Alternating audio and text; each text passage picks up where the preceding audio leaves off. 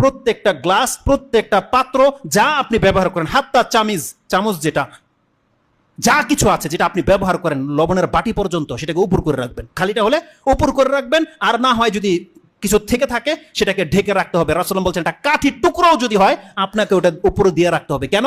রাসূলুল্লাহ বলছেন প্রত্যেক বছরে একবার আকাশ থেকে বালা মুসিবত নাজিল হয়। যদি কোনো পাত্র খোলা থাকে সেই পাত্রতে সেই ভাইরাস পড়ে যায় আর মানুষ আক্রান্ত হতে পারে। এই হাদিসটা মুসলিমে রয়ে গেছে। এজন্য তাদেরকে বলবেন সন্ধ্যা হলে ঘরের দরজাগুলোকে লাগিয়ে নিতে এবং হাত ধোয়া ছাড়া যেন কোনো কিছু স্পর্শ না করে, বাচ্চাদেরকে প্র্যাকটিসিং করাতে বলেন, আর প্রত্যেকটা খাদ্যের পাত্র সেটাকে ঢেকে রাখতে বলবেন। আপনাকে যদি একটা গ্লাস পানিও কেউ এনে দেয় সেটাকে বলবেন যে ঢেকে নিয়ে আসতে। এটা রাসূল ইসলামের সুন্নাহ এবং বলেছে এ থেকে আপনি ইফেক্টেড থেকে বেঁচে যেতে পারবেন। রাসূল ইসলাম বলছেন তুমি যখন ওযু করবে তুমি বেশি করে পানি টেনে খুব জোরে নাক ঝাড়ো। তার মানে কোনো ব্যক্তি সিয়াম নেই, রোজাদার নেই, তার মানে কতটা প্রেসার দিতে বলেছে এই ক্ষেত্রে যে পানি তোমার হলকে চলে যাক, এত বেশি তুমি